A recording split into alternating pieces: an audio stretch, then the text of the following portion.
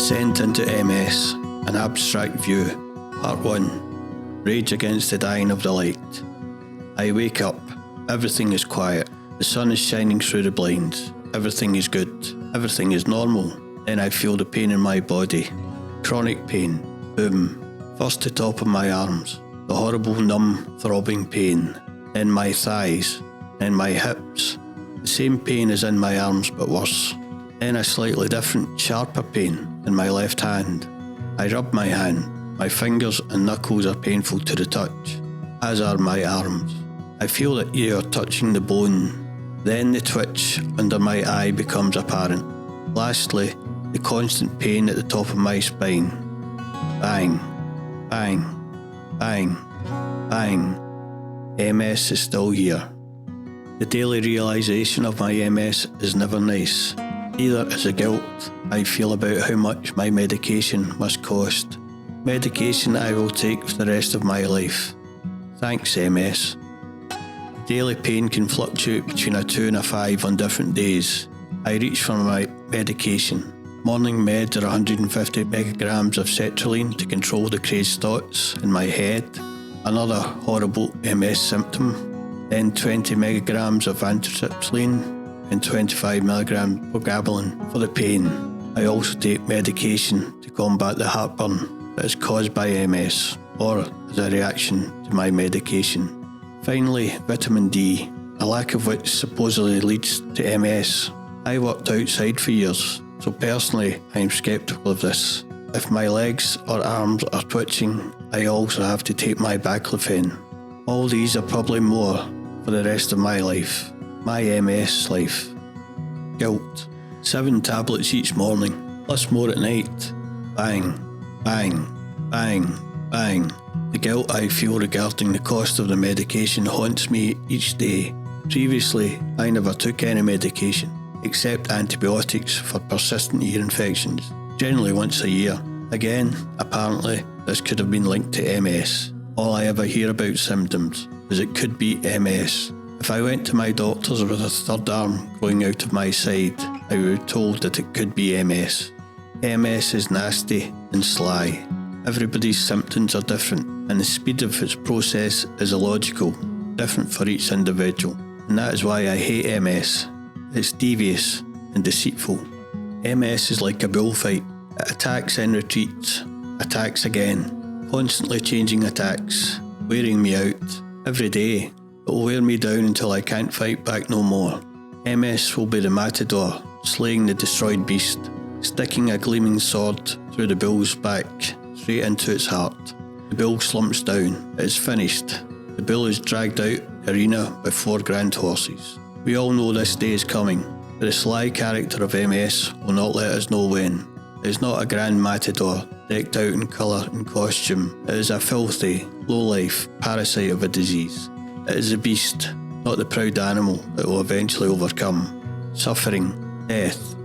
Are my shoulders strong enough to battle back, to put up a fight? Can somebody put a blanket over the MS barbed wire? Can somebody take away the pain? The walking like I am made of stone. The tripping up, the falling down, the dropping things constantly. Clumsy, walking like a drunk man. No, no, no and thrice no. It is inevitable. The light at the end of the tunnel grows dimmer. Hurtling towards earth, the parachute won't open. Nobody knows how to open it. Hopeless. That is not enough. Not for MS. My next source of daily guilt is knowing that I am not at work. I have been put out to pasture. My working race is ran. Occasionally I think I could go to work. The next pain, next day, pain and realisation hits again. No pattern, no logic. Dirty, filthy MS has another couple of heel tricks up its sleeve. Another couple of spears to stick in the bull. Cognitive decline. What am I talking about? What is the word I am looking for? Why am I driving here? What am I looking for? Broken. Finally, MS unleashes fatigue. Again, no logic, no pattern. When MS decides she will have no energy, you will need to sleep. Any time of day, any day. No pattern, no logic. Rage. Rage against the dying of the light. Dylan Thomas summed it up. Rage against the dying of the light. I am Lieutenant Dan, losing my legs in Vietnam. Rage against the horror. Sitting in a hoist at the top of Forrest Gump's shrimping boat. It's a violent storm. Lieutenant Dan is shouting at the storm, raging against the storm, raging against God himself, raging against injustice. The next horror, the disease invisible, no external notice of its work. I may look normal, neurotypical. Why is he not at work? Why is he sleeping? Why is he walking like that? Why does he need all that medication? Why is he walking with a stick? Why is he not at work? Lazy B's at it. I feel shame.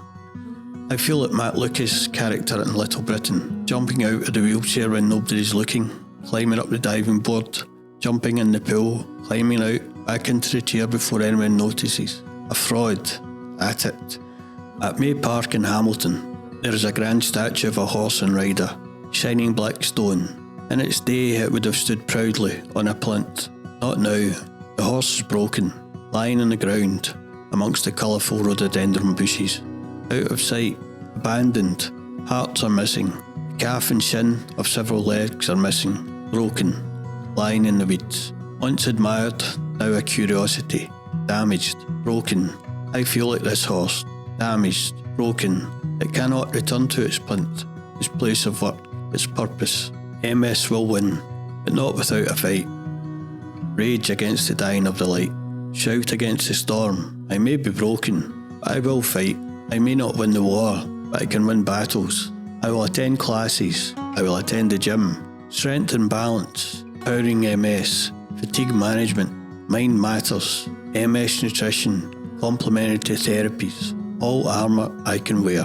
I am Boadicea. I am Spartacus. I am Spartacus. I will fight. Fight against the dying of the light.